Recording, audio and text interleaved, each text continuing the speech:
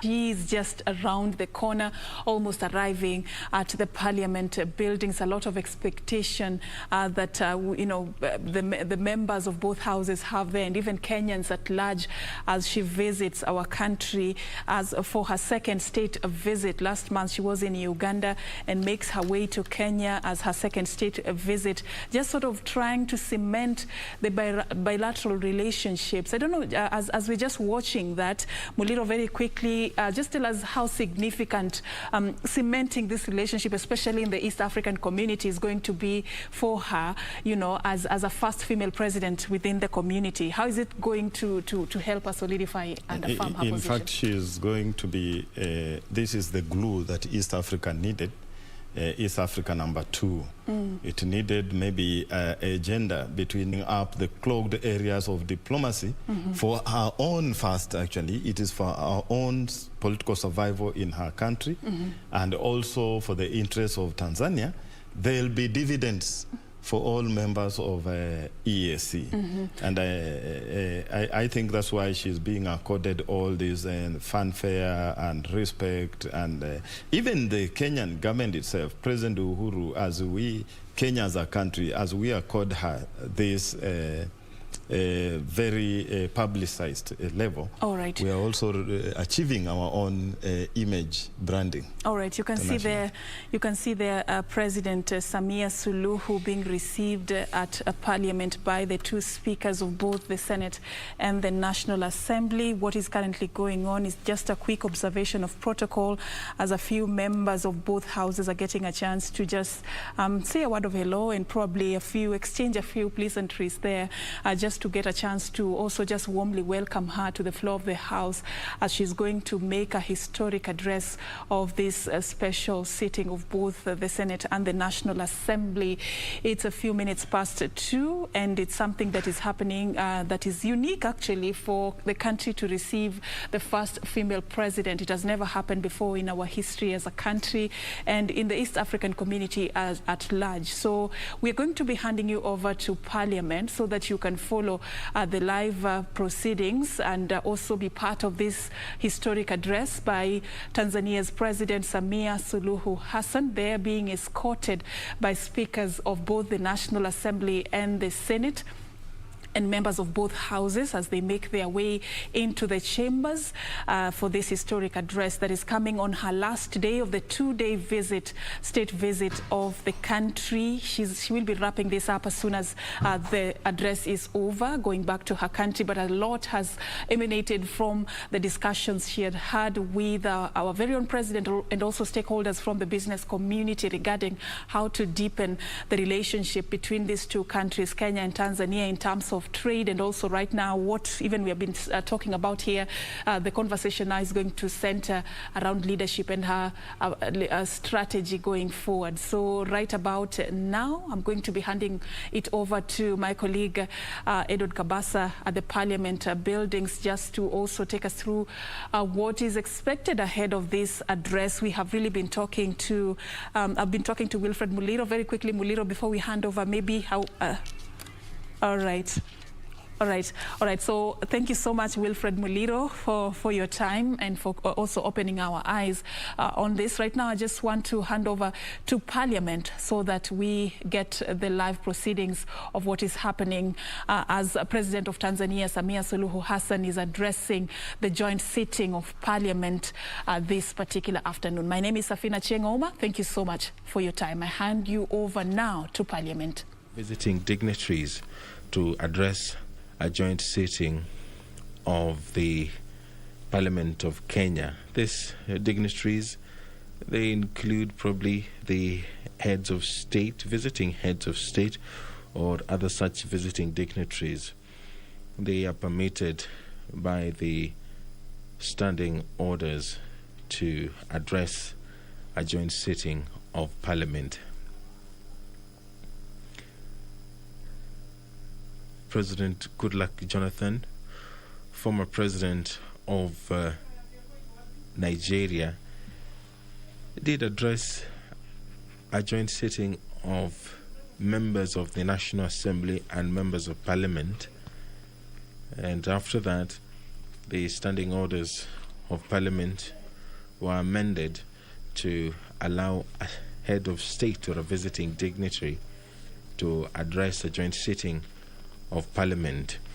The former president of Tanzania, President Jakaya Mrisho Kikwete, did address a joint sitting of Parliament on October 6th, 2015, and Honorable Samia Suluhu Hassan becomes the second president to address Parliament after former president of Tanzania, Jakaya Mrisho Kikwete. So it is a historic moment, not just for Kenyan Parliament, but for the East African community as well.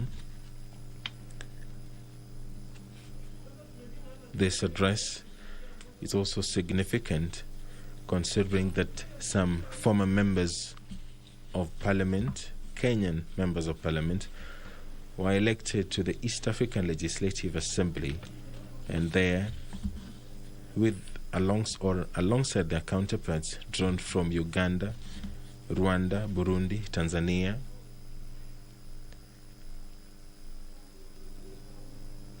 they legislate laws that are geared towards improving the welfare of the East African community. Over the last couple of months, we have seen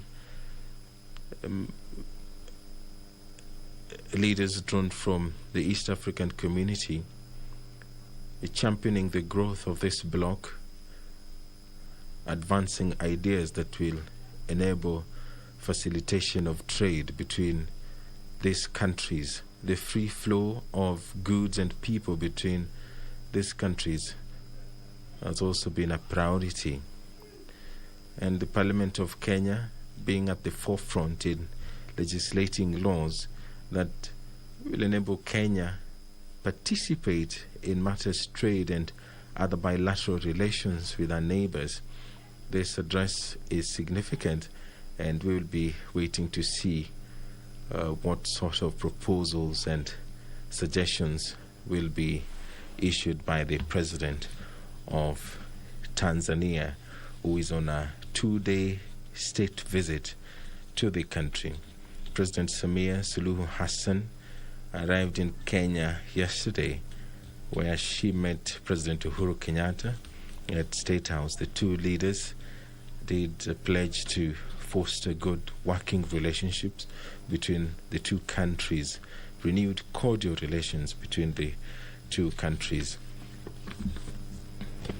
Any moment now, the President of Tanzania will make her way into the chamber where she will give that historic address, a much anticipated speech in accordance with the standing orders number 25 of the National Assembly and number 26 of the Senate. The standing orders guide business of both houses, and the number 25 of the National Assembly and number 26 of the Senate state that the Speaker may, in consultation with the leader of the majority party and the leader of the minority party, allow a visiting head of state or other such visiting dignitary to address the Assembly, and may, in consultation with the Speaker of the Senate, arrange for a joint sitting of Parliament for purposes of an address by such visiting head of state or such other visiting dignitary. There on your screen, there is the leader of the majority party, Honorable Amos Kimunya, making his way into the chamber. I beg your pardon, signaling the imminent arrival of the President of Tanzania.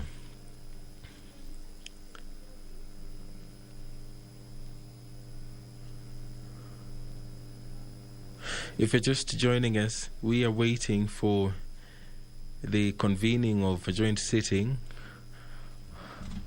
of Parliament, where the President of Tanzania Honorable Samia Suluhu Hassan, will be sitting. The members of the National Assembly and senators are converging in the National Assembly chamber, and they will be keenly listening to the address, the message of the Tanzanian people, courtesy of the President of Tanzania, Honorable Samia Suluhu Hassan, who is about to make history as the second president to address Parliament after former President of Tanzania, Jakaya Mrisho Kikwete, who addressed the 11th Parliament on October 6th, 2015.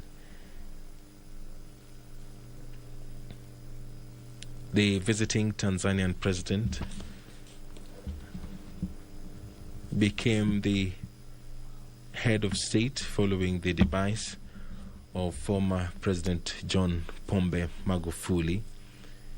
Honorable Samia Suluhu Hassan, until 2021, was the vice president of Tanzania, but following the death of former President John Pombe Magufuli, and in accordance with the Constitution of the Republic of Tanzania, she was sworn into office as the new president of the United Republic of Tanzania.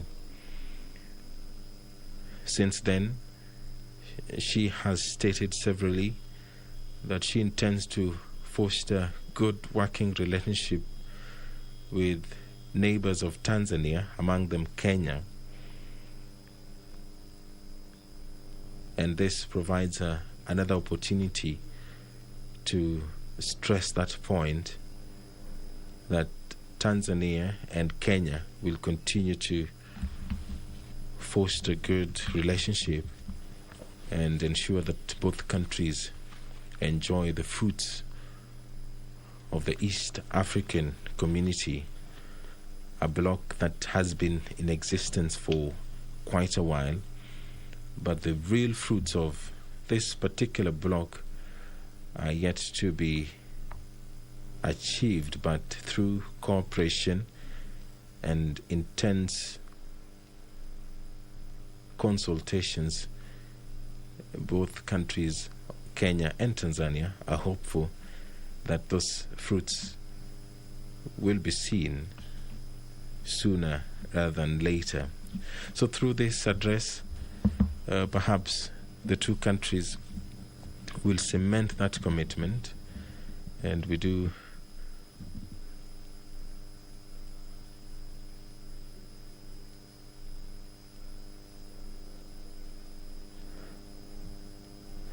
it is important to mention that prior to the 2010 Constitution, prior to the promulgation of the 2010 Constitution, the standing orders of the National Assembly did not provide for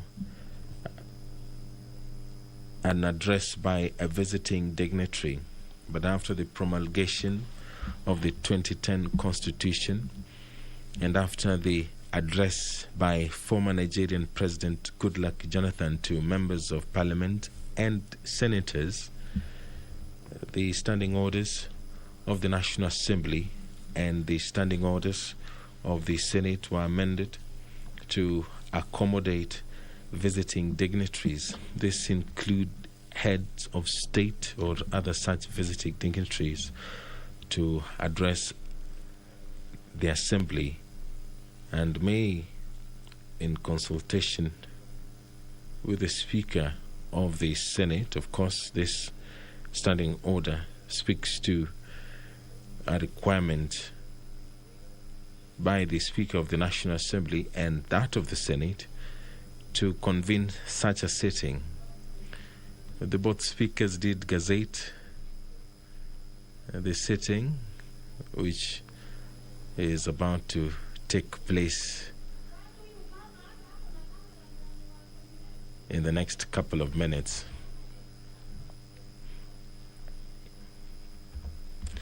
On your screen is the corridor, and there's some activity.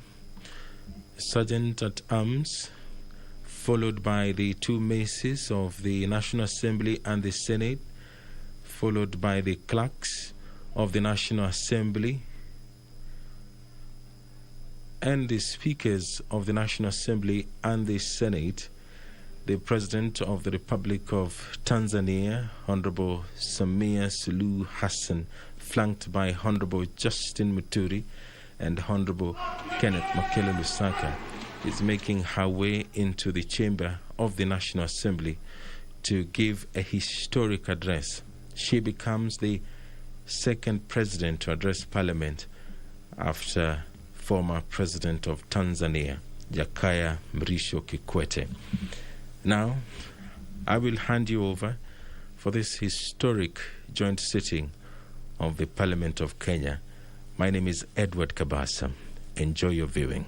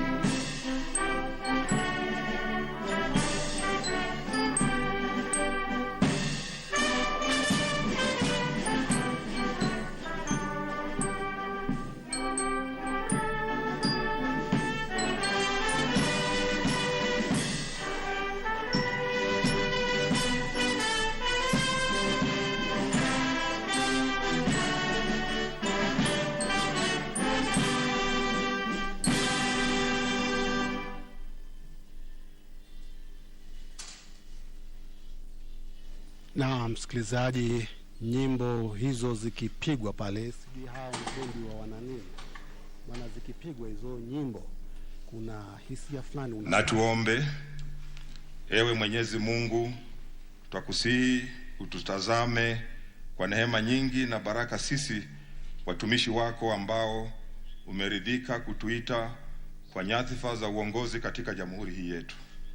Twakuomba utujalie tuyatende na kufikiria mambo yote yatakayofikishwa mbele yetu kwa njia ya haki na uaminifu, ili kustawisha amani, ufanisi na heri ya nchi hii yetu na wale ambao haja zao umesikabidhi mikononi mwetu. Amen.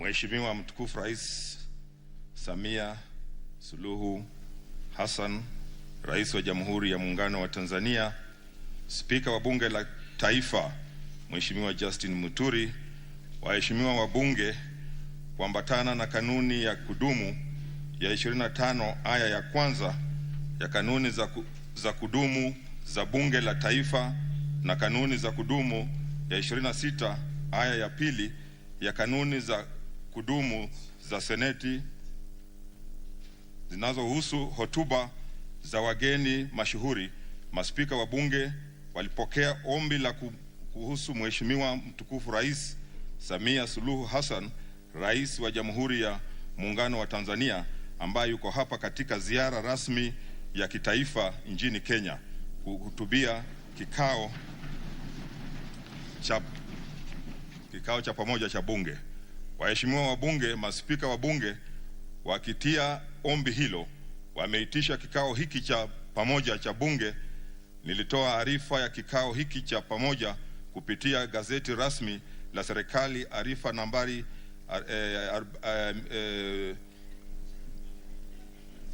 2000 ya tarehe Mei 3 mwaka 2021 kwa waheshimiwa maseneta.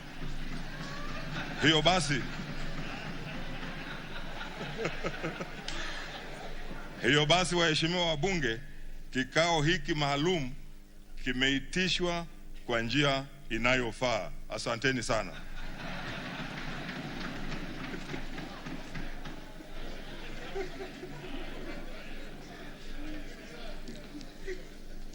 Your Excellency Samia Suluhu Hassan, President of the United Republic of Tanzania, the Honorable Speaker of the Senate, Senator Kenneth Lusaka,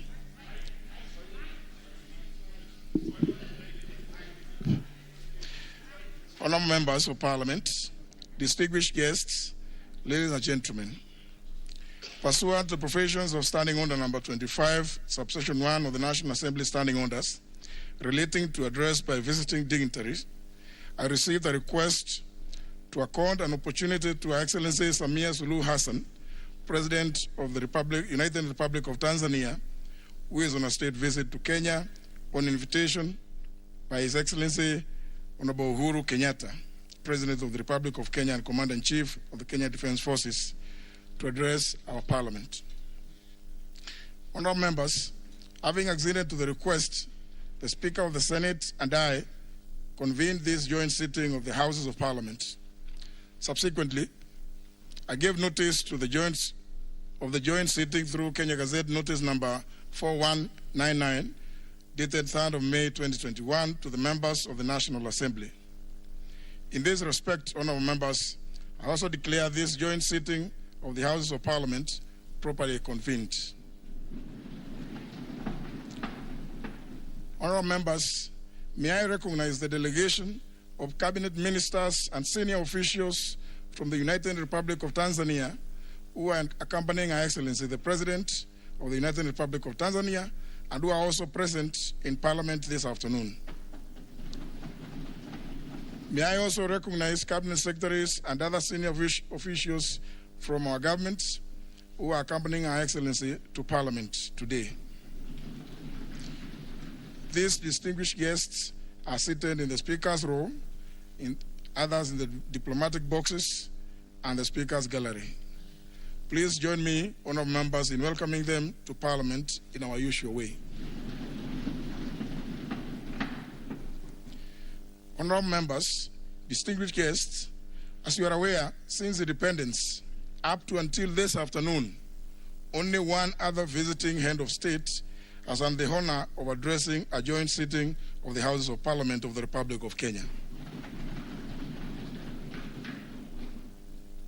This was His Excellency Dr. Jakaya Mrisho Kikwete, the then President of the United Republic of Tanzania, who addressed Parliament on Tuesday, 6th of October 2015. Today's address by Her Excellency Samia Suluhu Hassan, President of the United Republic of Tanzania, will be the second address by a visiting head of state.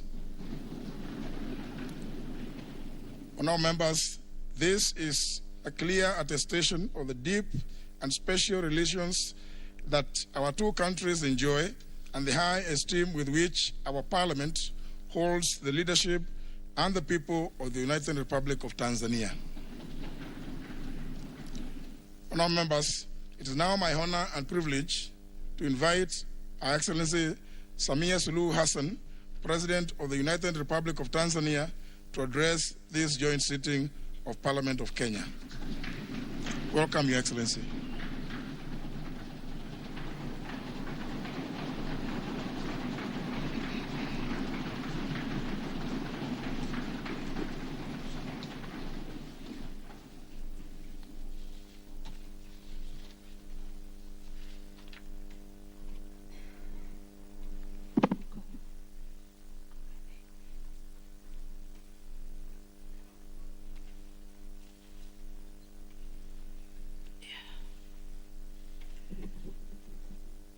Mheshimiwa Justin Muturi, Spika wa Bunge la Taifa, Mheshimiwa Kenneth Lusaka, Spika wa Bunge la Seneti, Waheshimiwa wa Bunge la Taifa na Seneti, viongozi mbalimbali wa serikali wa Tanzania na Kenya mliopo pamoja nasi, wageni waalikwa, mabibi na mabwana, habari za mchana.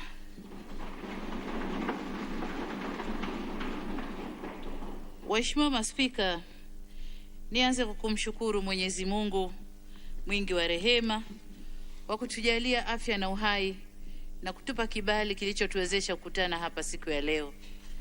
Nina furaha kubwa leo hii kupata nafasi ya kuhutubia kikao cha pamoja cha Bunge la Taifa na Bunge la Seneti la Jamhuri ya Kenya. Kabla sijaendelea, niruhusu nitangulize shukrani zangu kwako Mheshimiwa Kenneth Lusaka, Spika wa Bunge la Seneti, na Mheshimiwa Justin Muturi, Spika wa Bunge la Taifa, kwa kuitisha kikao hiki cha pamoja cha Bunge na kunialika mimi kuhutubia. Kupitia kwenu, niwashukuru waheshimiwa wa Bunge na waheshimiwa maseneta kwa kuridhia kwa kauli moja kufanyika kwa kikao hiki. Asanteni sana. Asanteni sana. Najiona mwenye bahati kubwa kupewa heshima hii adhimu na ya kipekee. Kama alivyosema Mheshimiwa Spika kwamba aliyewahi kuhutubia hapa ni Mheshimiwa Jakaya Mrisho Kikwete kutoka Tanzania na mimi ni wa pili. Ni bahati kubwa sana. Natambua fika kuwa huu si utaratibu wa kawaida wa Kenya. Si kila rais anayefanya ziara rasmi hupewa heshima hii ya kuhutubia bunge. Tena kikao cha pamoja mabunge yenu mawili. Wenzetu mna bunge lenye chemba mbili, sisi wenzenu tuna bunge moja tu. Kwangu itakuwa ndio mara ya kwanza kuhutubia chemba mbili za bunge kwa pamoja. si jambo dogo na ni heshima kubwa iliyoje. Mmenipa heshima kubwa sana. Nimefarijika kuwa nimepata nafasi hii mwanzoni mwa uongozi wangu. Niseme kuwa kumbukumbu hii haitofutika kwenye maisha yangu. Asanteni sana. Uamuzi wenu wa kunipa fursa hii ni kielelezo cha thamani na uzito ambao mnaupa uhusiano mzuri uliopo kati ya nchi zetu mbili. Niwahakikishieni kuwa nasi tumeguswa sana na heshima, upendo na ukarimu mkubwa ambao mmetuonesha. Wema huacha deni na deni lake ni kulipwa kwa wema, na sisi Tanzania tutalipa wema huu. Waheshimiwa maspika, waheshimiwa maseneta na wabunge, sitatenda haki nisipomshukuru kipekee kaka yangu, ndugu yangu, Rais wa Jamhuri ya Kenya, Mheshimiwa Rais Uhuru Kenyatta. Rais Kenyatta ni miongoni mwa viongozi wa mwanzo kabisa aliyenipigia simu kunifariji mara tu baada ya kusikia taarifa ya kifo cha aliyekuwa rais wetu mpendwa hayati Mheshimiwa Dr. Magufuli.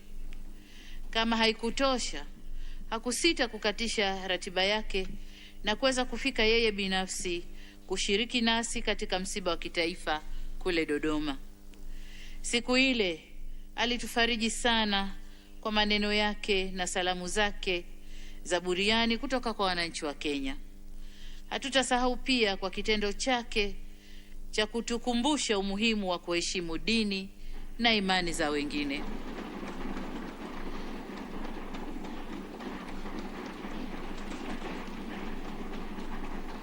Mheshimiwa Uhuru Kenyatta alisitisha kuhutubia akiwa jukwani ili kupisha adhana iliyokuwa ikisomwa msikitini imalizike, na ndiyo aliendelea. Alituachia gumzo kubwa na funzo kubwa sana kwetu. Alitumia jukwaa lile kunipongeza kwa kushika dhamana hii ya Rais ya awamu ya 6 wa Tanzania, na aliahidi kunialika nchini Kenya mara baada ya kipindi cha maombolezo kumalizika. Rais Kenyatta ni mtu wa kutimiza ahadi. Mara tu baada ya kumalizika kipindi cha maombolezo, alinitumia ujumbe maalum kuniona, ambao pia uliambatana na mwaliko wa kutembelea nchini Kenya. Nami nimekuja Kenya kuitikia wito wake. Mimi na ujumbe wangu tumepata mapokezi sana toka tumewasili jijini Nairobi. Tumejisikia tuko nyumbani haswa. Tumepokewa kwa ukarimu mkubwa, na hiyo ndiyo hulka, desturi na asili ya watu wa Kenya. Nimebaini kuwa sehemu kubwa ya ujumbe nilioambatana nao wanajua vichochoro vya Nairobi. Wanajua nyama choma inapatikana wapi. Lakini kutokana na korona hawakuweza kujibamba. Na hivi nina wasiwasi nisije nikawabakisha nyuma. Kwa hiyo tunawashukuru kwa yote ndugu zetu kwa mapokezi na ukarimu mkubwa. Siku ya jana nimefanya kikao na Mheshimiwa Rais Uhuru Kenyatta na ujumbe wake wa viongozi wa serikali. Tumekuwa na mazungumzo mazuri na yenye kuamsha matumaini makubwa sana kwa mashirikiano kati ya nchi zetu mbili kwa siku zijazo mbele yetu. Hapakuwa na ugumu wala ukakasi wowote katika kufikia muafaka wa mambo tuliokuwa tukijadiliana. Tumezungumza kwa kindugu sana. Kilichojitokeza wazi katika mazungumzo yale ni namna ambavyo nchi zetu mbili zinakubaliana katika mambo mengi kuliko yale machache sana tunayotofautiana. Hata hayo machache tunayotofautiana yenyewe hayakuwa na misingi imara ya tofauti, ila ni mitazamo tu ya watu, ambao mitazamo mingi inayoleta ukakasi huchangiwa kutokana na kukatika kwa mawasiliano baina ya nchi zetu mbili. Sasa ili kuondoa mitazamo hasi kati yetu, tumekubaliana kujenga na kuendeleza utamaduni wa kukutana mara kwa mara. katika ngazi zetu mbalimbali. Ndugu na jirani wanaotembeleana hujenga ukaribu kuliko wale wasiotembeleana. Umbali hujenga mashaka na ukaribu huondosha mashaka hayo. Waheshimiwa maspika, waheshimiwa maseneta na wabunge, kama nilivyosema, hii ni ziara yangu ya kwanza rasmi nchini Kenya tangu kushika wadhifa wa urais wa Jamhuri ya Muungano wa Tanzania tarehe 19 Machi mwaka huu. Ipendeze kusema kuwa itaingia katika kumbukumbu za kihistoria kwa Kenya ndiyo nchi ya kwanza kwa rais wa awamu ya 6 ya Jamhuri ya Muungano wa Tanzania kufanya ziara rasmi. Nilikwenda Uganda lakini kwa madhumuni maalumu ya kusaini mkataba. Haikuwa ziara rasmi. Ziara yangu rasmi ya kwanza nimeanza na Kenya.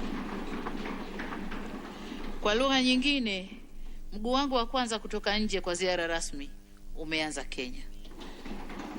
Na nataka niwaambie, jana nilikaribishwa iftari na Mheshimiwa Rais.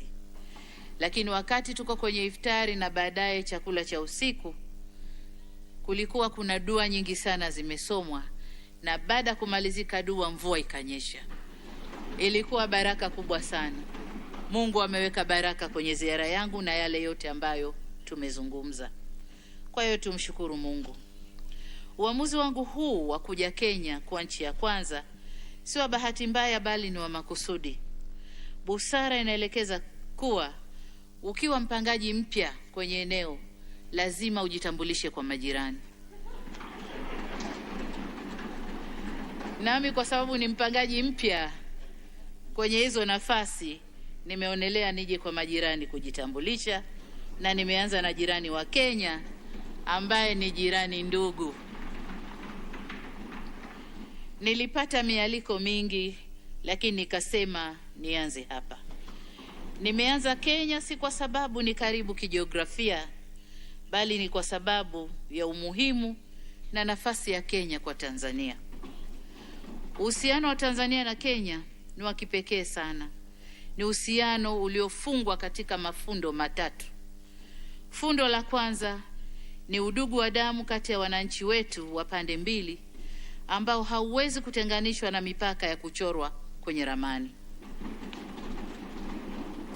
Makabila ya pande mbili za mpaka yanaingiliana na watu wake ni wale wale wamoja.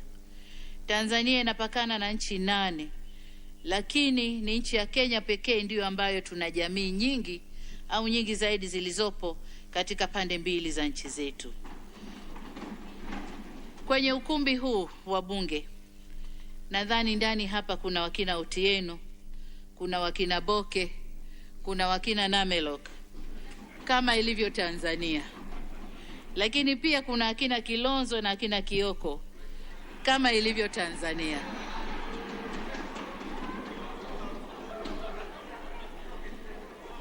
Lakini zaidi kuna Muhammad Faki Mwini Haji. Huyu ni seneta wa Mombasa, lakini hili ni jina safi la Kizanzibari. Kwa hiyo hatuwezi kutengana. Hii ni mifano michache tu. Fundo la pili ni historia. Kabla hata ya kuanzishwa kwa Jumuiya ya Afrika Mashariki mwaka 1967, nchi zetu mbili hizi tayari zilishakuwa chini ya East African Common Service Organization au EACSO, zikiwa chini ya utawala wa kikoloni wa Waingereza. Huduma zetu muhimu, miundombinu yetu na chumi zetu zilifumwa pamoja kabla hata nchi zetu hazijapata uhuru. Fundo la tatu ni jiografia. Mwenyezi Mungu amejalia nchi zetu mbili hizi kuwa majirani. Tuna mipaka ya baharini na mipaka ya ardhini, na hata ekolojia yetu ni moja. Ndio kusema kuwa hata wanyama pori wetu ni ndugu na ni majirani. Kuna wale wanyama pori wanani wale? Wanakuja kupata mimba Kenya, wanazalia Tanzania.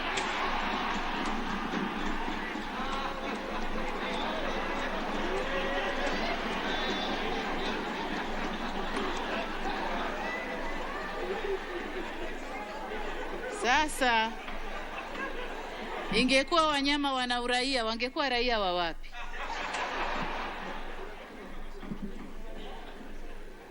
Wakitoka Serengeti wanaingia Masai Mara, kwa hiyo ni pale pale. Lakini siku hizi hata tausi wetu walioko Ikulu Tanzania wana ndugu zao Ikulu ya Nairobi. Kwa hiyo ni kusema kwamba kama tausi na wanyama wana undugu, sisi wanadamu tunatengana wapi? Hatuna pa kutengana. Sasa kutokana na ukweli huu, ushirikiano wetu si wa hiari bali ni wa lazima, kutokana na kanuni ya uasili wa undugu ambao Mwenyezi Mungu ameuumba. Ushirika na ujirani, yote anatufanya tuwe pamoja. Hili hatuna uwezo nalo la kubadilisha, hili la maumbile hili. Lililobaki, ama tupendane au tuchukiane, tuzungumze au tununiane, hatuwezi kukwepa kutokana na mafundo haya matatu tulioyaweka pamoja au tuliowekwa nayo pamoja. Tunategemea kwa kila hali, tunategemeana kwa kila hali, iwe kheri au iwe shari, iwe neema au iwe dhiki, tunategemeana. Panapotokea ukame Tanzania, njaa inabisha hodi Kenya. Panapotokea uzalishaji wa viwanda ukisimama Kenya, bidhaa zinakosekana Tanzania. Kwa hiyo tunategemeana. Hivyo hapana budi ila tupatane na tuelewane ili tuishi kwa pamoja kwa neema na furaha. Waheshimiwa maspika, waheshimiwa maseneta na wabunge, binafsi huwa nashangazwa sana na wale ambao wanadhani kuwa eti Kenya na Tanzania ni washindani, na hivyo uhusiano wetu unapaswa kuwa wa kuhasimiana na kukamiana. Na washangaa wanaodhani kuwa Kenya peke yake ama Tanzania peke yake inaweza kuendelea bila mwenzake. Mbaya zaidi ni kule kuamini kwao kwamba hilo linawezekana tu mmoja wetu kumwangusha mwenzake. Hawa ni watu wenye mioyo ya choyo, maono mafupi na akili mbovu. Ni bahati mbaya kuwa watu hawa wapo katika pande zote mbili, Kenya na Tanzania. Hutokea pia wachache wao sana wakawa ni watumishi wa serikali zetu na hata wanasiasa wa pande mbili za nchi zetu. Bahati nzuri tu ni kuwa si wengi, na ndio maana uhusiano wa nchi zetu mbili unatimiza miaka 56 sasa. Ukiacha ule uwasili, lakini ule wa kiserikali ni miaka 56 sasa. Kwangu mimi na katika awamu yangu ya uongozi, nitahakikisha kuwa Kenya inabaki kuwa ndugu, jirani,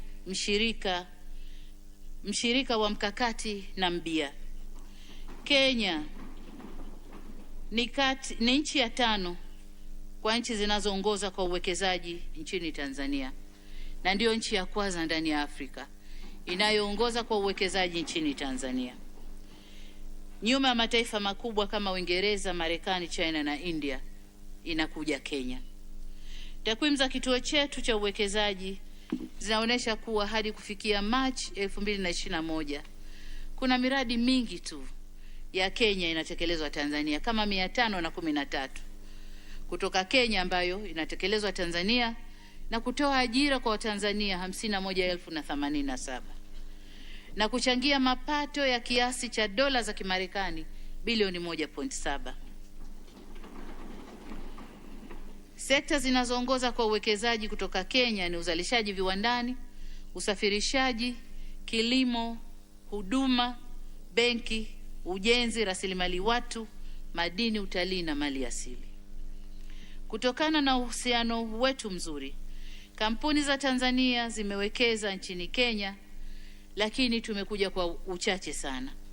Tuko kama kampuni 25 mpaka 30 zilizosajiliwa na mamlaka ya uwekezaji ya Kenya.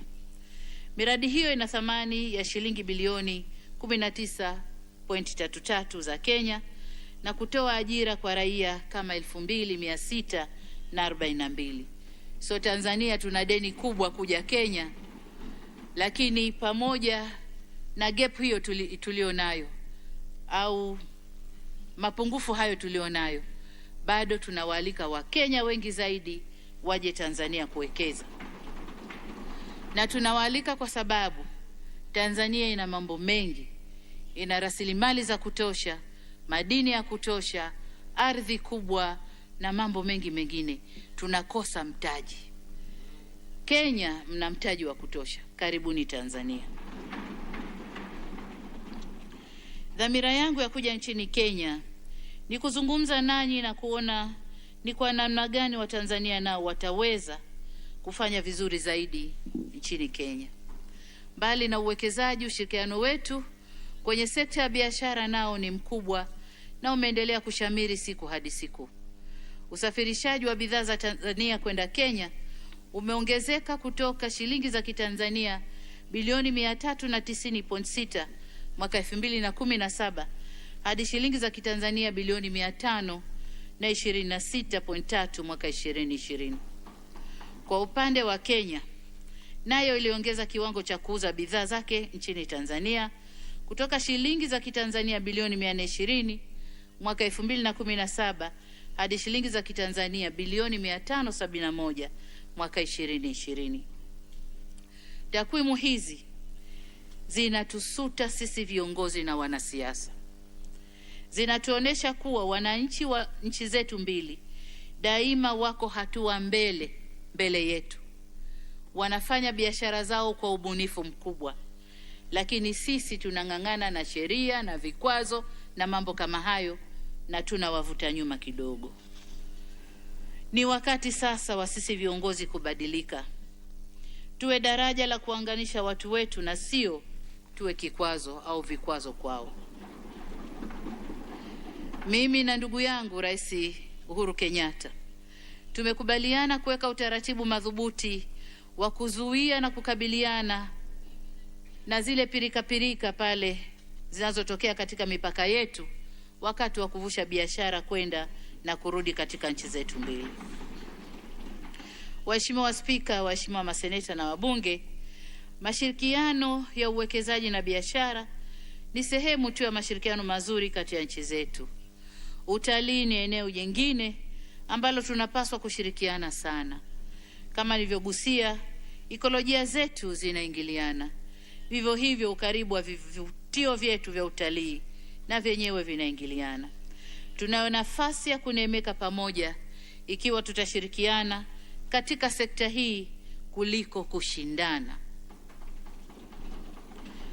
Badala ya kunyang'anyana idadi ya watalii, busara inatutaka tuelekeze nguvu zetu kuhamasisha mtalii aongeze idadi ya siku ambazo atazitumia nchini Kenya na nchini Tanzania. Kwa kufanya hivyo, sote tutafaidika. Kama alivyowahi kusema hayati baba wa taifa Mwalimu Julius Kambarage Nyerere, alisema na nanukuu, tukipoteza muda mwingi kugawana kibaba ni kipimo cha kupimia kama mchele, ngano, sembe. Anasema tukipoteza muda mwingi kugawana hicho, tutapoteza muda mzuri sana wa kuvuna kipimo kikubwa zaidi. Mashirikiano yetu yanashamirishwa pia na jitihada kubwa tunazochukua katika vita dhidi ya uhalifu, ujangili, ugaidi, madawa ya kulevya na uharamia, Bahari ya Hindi na katika Ziwa Victoria. Maadamu wahalifu wa Kenya na Tanzania wana mashirikiano mazuri, basi hakuna budi vyombo vyetu vya ulinzi na usalama navyo vishikamane na wewe na mashirikiano mazuri ili tuweza kulinda maeneo yetu na kushinda ushirikiano wa wahalifu. Mashirikiano haya mazuri baina ya vyombo vyetu yamechangia na yatachangia sana kuwepo kwa utulivu na kutoa fursa kwa shughuli za kibiashara na uwekezaji kushamiri. Kenya ikiwa salama na sisi Tanzania tuko salama. Halikadhalika Tanzania ikiwa salama, Kenya nayo inakuwa salama. Waheshimiwa maspika, waheshimiwa maseneta na wabunge, ujenzi wa miundombinu ya pamoja ni sehemu ya jitihada zetu za kuimarisha mashirikiano yetu ya kiuchumi na kimkakati. Miradi hii inajumuisha kwa uchache miradi ifuatayo. Kwanza ni ujenzi wa barabara ya lami kutoka Lamu Mombasa kupitia Tanga Bagamoyo hadi Dar es Salaam yenye urefu wa kilomita 454 chini ya programu ya Jumuiya ya Afrika Mashariki ya kuendeleza miundombinu ya barabara kwa nchi za Jumuiya ya Afrika Mashariki. Katika ushoroba wa pwani, yani Coastal Corridor, kwa upande wetu tuko mbioni kukamilisha ujenzi wa kipande cha Pangani Bagamoyo na barabara za lami zenye urefu wa kilomita 124.5 na tayari tumekusha pata fedha kutoka Benki ya Maendeleo ya Afrika. Jana nilikuwa na mazungumzo na kakaangu Uhuru, naye anamalizia mazungumzo ya kupata fedha ili kazi hii ianze kwa upande wa Kenya na tukutane pale kwenye mpaka.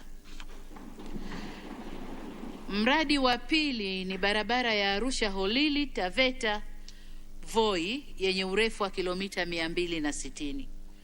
Mradi huu ni sehemu ya mradi wa maendeleo ya barabara ya Arusha na Manga Athi River iliyofunguliwa rasmi mwaka 2012. Mradi huu unatekelezwa kwa awamu mbili. Awamu ya kwanza imeshakamilika. Sasa tunajipanga kuendelea na awamu ya pili ya mradi huu. Mradi wa tatu, tunavyo vituo vya huduma za pamoja mpakani vya Namanga OSBP na Holili Taveta OSBP. Vituo hivi vimerahisisha shughuli za biashara mipakani na uvukaji wa watu. Nafurahi kuona vituo hivi vimekuwa chachu ya shughuli za kiuchumi katika maeneo ya mipaka yetu. Tunaendelea na mchakato wa kukamilisha mifumo ya vituo vya Horohoro, Lungalunga na Sirari Isebania ili navyo viweze kutoa huduma kwa wepesi na kwa ufanisi. Mradi wa 4 ni wa kusafirisha umeme mkubwa wa kilovoti 400. Kwa upande wa Tanzania, mradi unahusisha ujenzi wa njia ya kusafirishia umeme kutoka Singida hadi Namanga, ujenzi wa kituo kipya cha kupozea umeme mjini Arusha na eneo la Legumur, na upanuzi wa kituo cha kupozea umeme cha Singida. Kwa upande wa Kenya, mradi huu unahusisha ujenzi wa njia ya umeme msongo wa kilovoti 400 inayojengwa kutoka kituo cha kupozea umeme cha Isinya hadi Namanga yenye urefu wa kilomita 94, inayounganishwa na njia ya umeme inayojengwa upande wa Tanzania. Benki ya Maendeleo ya Afrika pamoja na shirika la maendeleo la Japani zimekubali kuharamia miradi hiyo. Mradi mwingine, Mwenyezi Mungu akijalia inshallah, serikali zetu mbili zitaanza kutekeleza mradi wa bomba la gesi kuitoa gesi Dar es Salaam hadi Mombasa. Mazungumzo ya kutafuta fedha kwa ajili ya mradi huo yanaendelea na tunatarajia yatakamilika mapema inavyowezekana. Ndugu zangu maseneta na wabunge, mtakubaliana nami kuwa kwa ukubwa wa miradi hii, gharama zake na muundo wake unalazimisha nchi zetu mbili kushirikiana kujenga miradi hiyo. Ni ishara tosha kuwa uhusiano wetu si wa kuishia kesho, wala kesho kutwa, wala mtondogoo. Serikali zetu zinafanya uwekezaji huo kwa kuamini kuwa uhusiano wetu upo vizuri na utaendelea kuwepo daima. Hivi ndivyo majirani na ndugu walioshibana wanavyoishi. Yeyote anayefikiria ama kudhamiria kuleta uhasama baina yetu, ujumbe kwao ni kuwa Tanzania na Kenya tulikuwepo, tupo na tutaendelea kuwepo. Iwe kiangazi, iwe masika, Tanzania na Kenya tupo.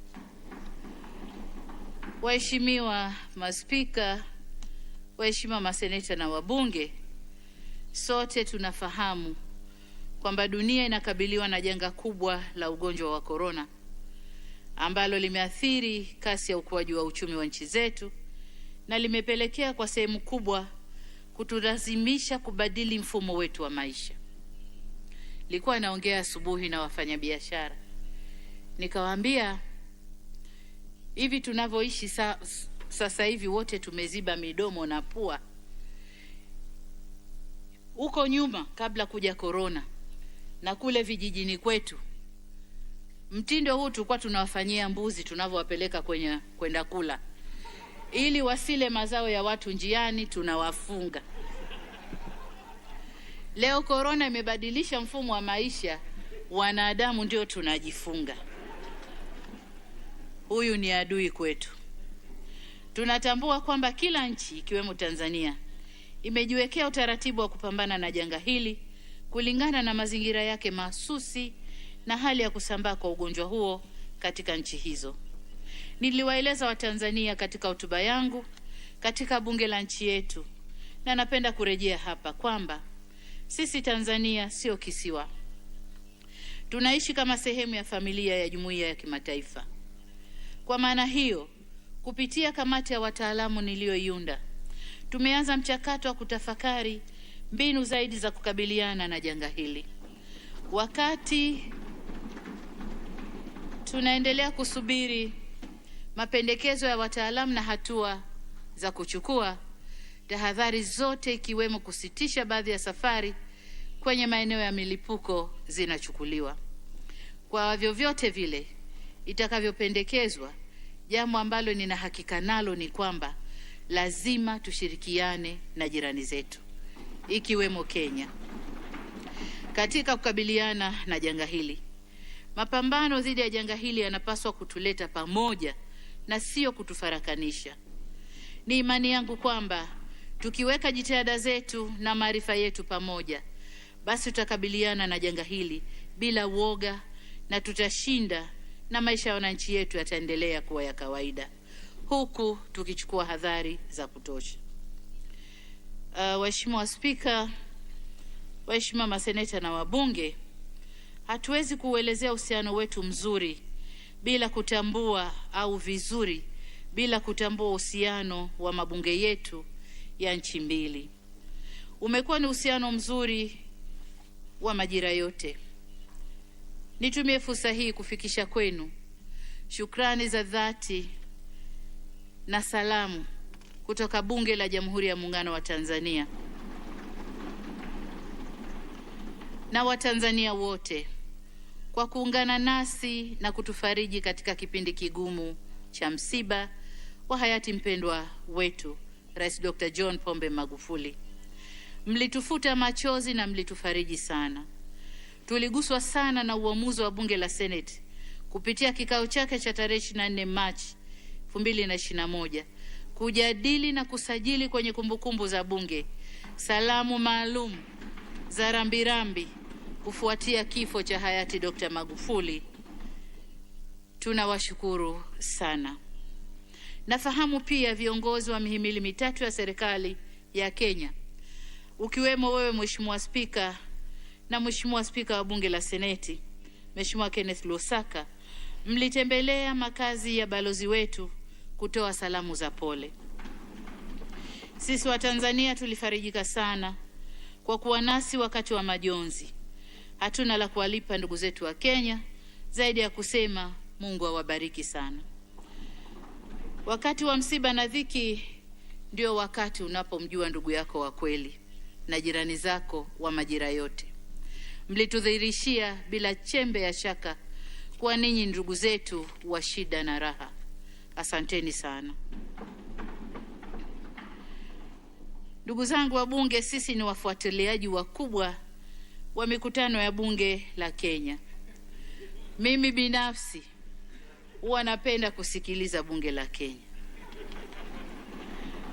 Tunafanya hivyo kwa kuwa yanayojadiliwa humu nasi yanatuhusu. Niseme tu kuwa Bunge la Seneti la Kenya na Bunge la Taifa la Kenya linatusisimua kwa mengi. Tunafurahia upana wa demokrasia yake, uzito wa mijadala yake na hamasa ya wabunge wake. Tulifurahishwa zaidi na uamuzi wenu wa kuanza kutumia lugha ya Kiswahili ndani ya Bunge. na ndicho kinachonifanya mimi nisikilize bunge la Kenya na enjoy kile Kiswahili kile.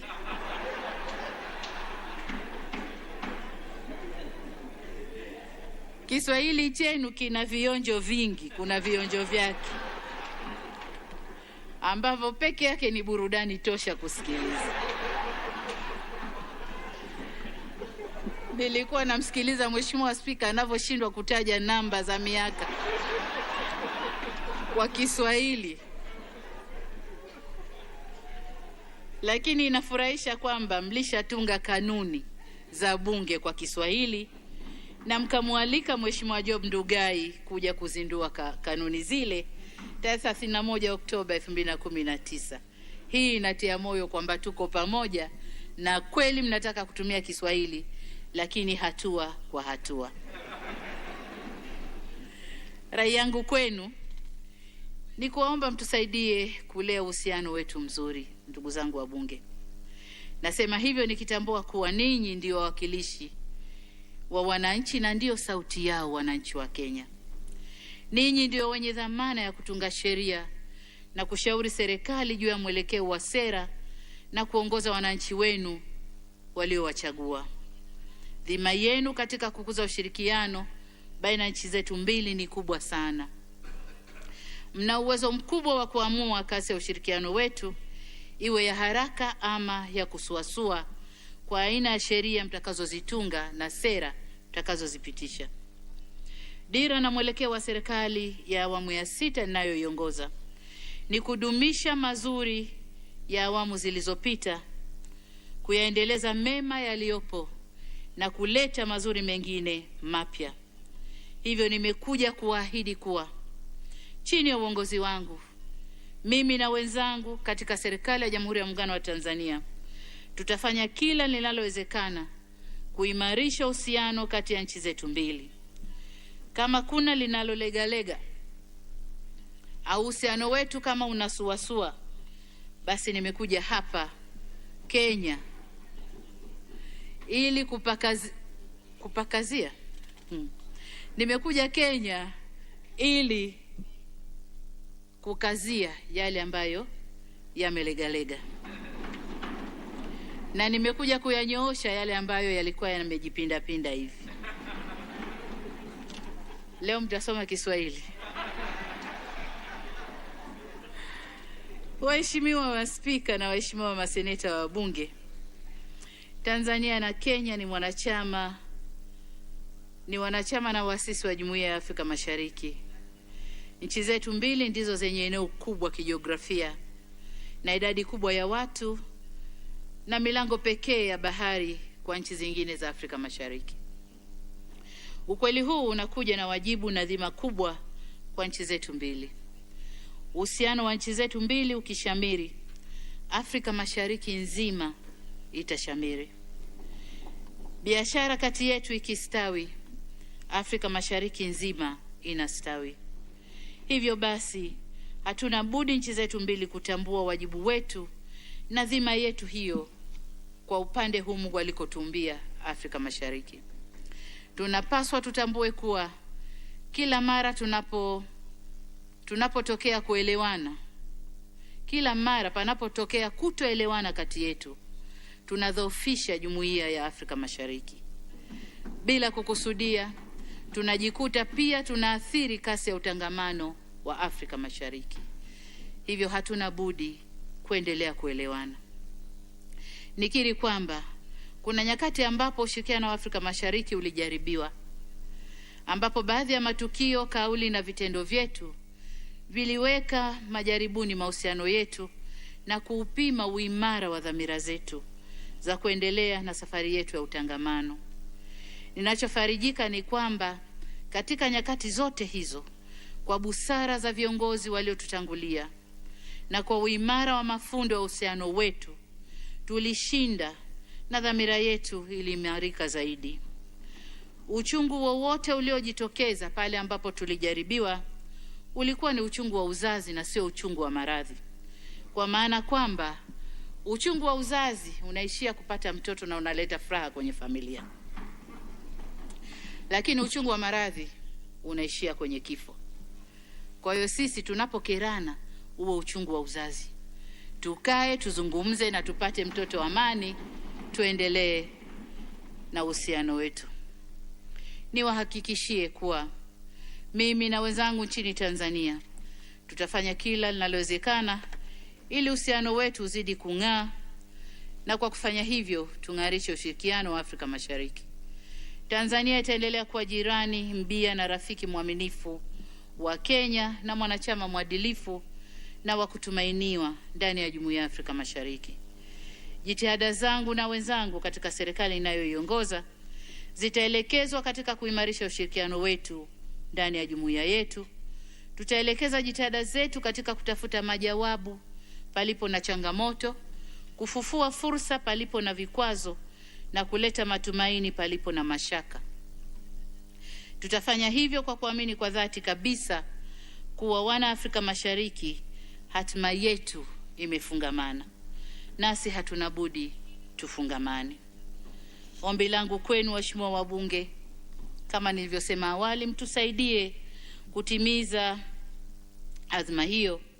Sisi tulioko serikalini, mtusukume tutekeleze wajibu wetu huu adhimu, na pale tunapozubaa msisite kutukosoa. Nanyi pia tunawaomba mtimize wajibu wenu, mtusaidie kutunga sheria na kushawishi serikali zetu kuhusu sera zinazochochea na kuwezesha mtangamano. Tusiruhusu na tukemee misimamo, mitazamo na kauli za baadhi ya wanasiasa ndani ya mabunge yetu ya kuleta mgawanyiko na kudhoofisha jumuiya yetu. Daima tuwatangulie wafanya biashara na wananchi wetu katika utangamano na kuwaongoza, badala ya wao wananchi wetu kutuongoza sisi. Yanayotokea sasa hivi, wafanya biashara wako mbele kuliko sisi. Kwa sisi sasa inabidi tutunge sera na sheria kuendana na mwenendo wa wafanya biashara. Lakini inavyotakiwa tutunge sera na sheria, wafanya biashara wafate sera na sheria zetu.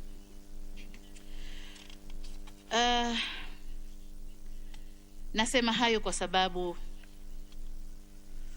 falsafa zinasema kuongoza ni kuonyesha njia na sio kufunga njia. Kwa sisi kama viongozi wa serikali, viongozi wa mabunge, viongozi kwenye mahakama zetu, tuoneshe wananchi zetu njia na tusiwafungie njia za maendeleo na njia za ustawi wao. Waheshimiwa maspika, waheshimiwa maseneta na wabunge, nihitimishe hotuba yangu na niseme kwamba kama mnavyojua, moyo ukielemewa na furaha ya moyoni hutoka kwa mdomoni. Ningetamani kuendelea kuzungumza nanyi kwa kirefu zaidi, kueleza furaha yangu kwa upendo mkubwa mlionionyesha, ukarimu mkubwa mliotufanyia mimi na delegation yangu, ujumbe wangu, na heshima kubwa mlionipa. Isitoshe, tunapokutana Tanzania na Kenya, tunakuwa na maneno mengi sana ya kuzungumza, hayaishi, na hii ni kutokana na ukubwa na uzito wa uhusiano wa nchi zetu mbili. Sasa nataka nisiseme naishia hapa, niseme mniruhusu niakhirishe maneno yangu hapa, kwa sababu nitakuja kusema maneno mengine mbele tukikutana. Kwa hiyo nisiishii hapa, naakhirisha maneno yangu hapa.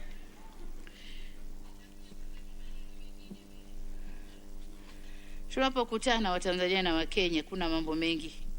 Utani unakuwa umo, vijembe viko umo, ndiyo mambo yanayochangamsha uhusiano wetu. Sina shaka kuwa tutapata fursa ya kuyazungumza mengi zaidi na kwa kina katika majukwaa mengine tutakayokutana.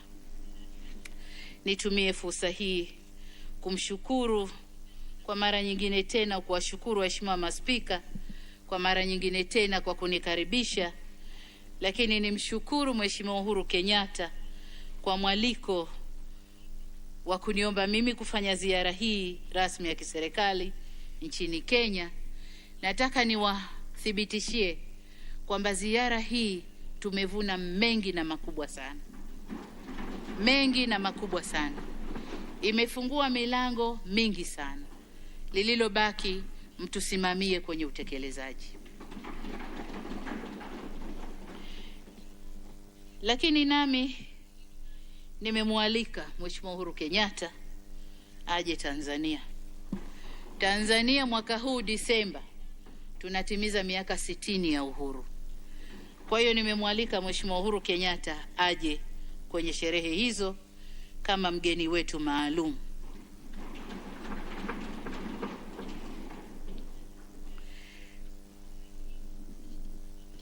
Nitumie pia fursa hii kama nilivyosema kushukuru maspika Mheshimiwa Kenneth Lusaka na Mheshimiwa Justin Muturi kwa makaribisho yenu mazuri sana ndani ya Bunge. Niwashukuru waheshimiwa wabunge na maseneta kwa kutenga muda wenu adhimu kunikaribisha kuzungumza nanyi.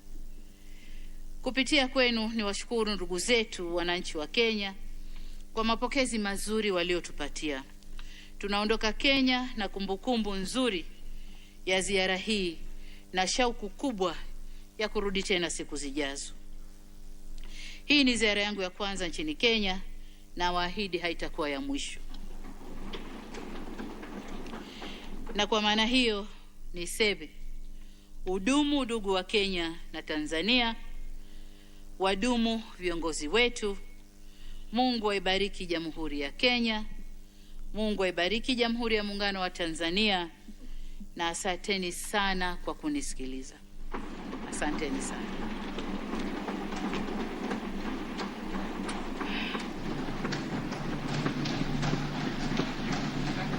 Haya, waheshimiwa wabunge wa Bunge la Kitaifa na Seneti,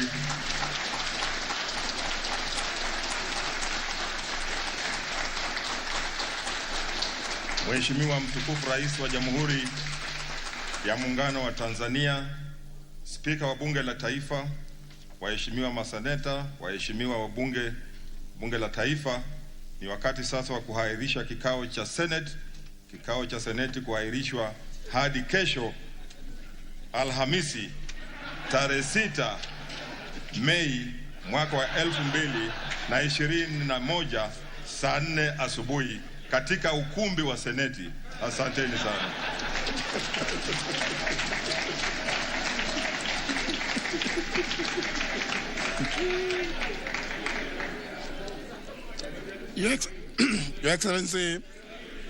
Your Excellency Samia Suluhu Hassan, the President of the United Republic of Tanzania, Speaker of the Senate, Senator Kenneth Lusaka, honored members of the National Assembly, it is now my pleasure to announce the adjournment of this House until Thursday, May the 6th at 10 a.m.